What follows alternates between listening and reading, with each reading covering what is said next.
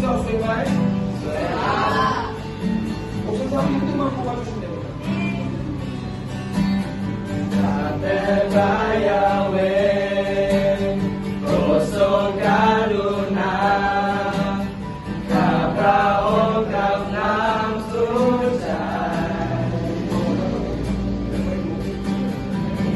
ตาพ่อรวยแร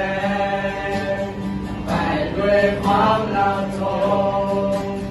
จิตใจและร่างกายร่วมโลดถ้าจะลืมเมื่อคนตายไม่มี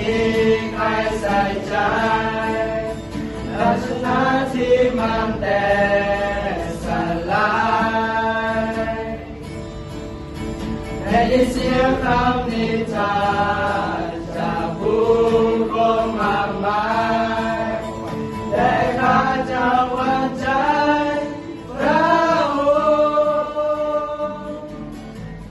องค์ทรงเป็นศิลาและเป็นป้องปราการเพราะทรงนำทางข้าไปเพื่อประนามพระองค์เพราะทรงโปรดกายปกสิทธินั้นกับพระองค์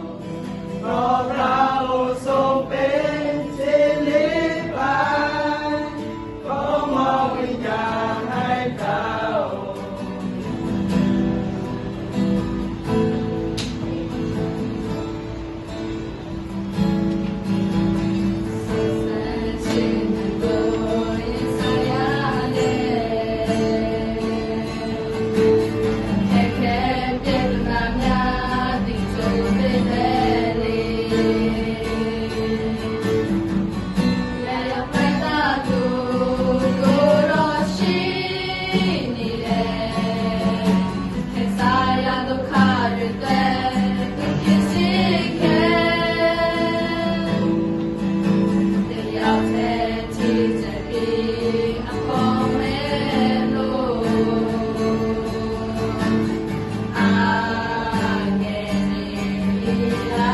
Amen.